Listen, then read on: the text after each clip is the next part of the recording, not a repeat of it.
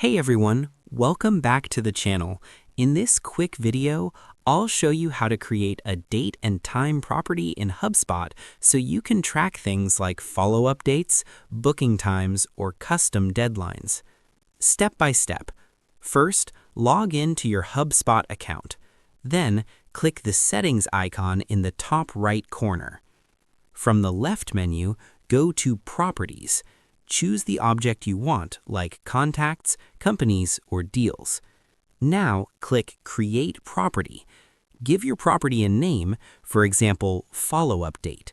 For the field type, select Date Picker if you only need a date, or Date and Time Picker if you need both the date and the exact time. Finish by clicking Create.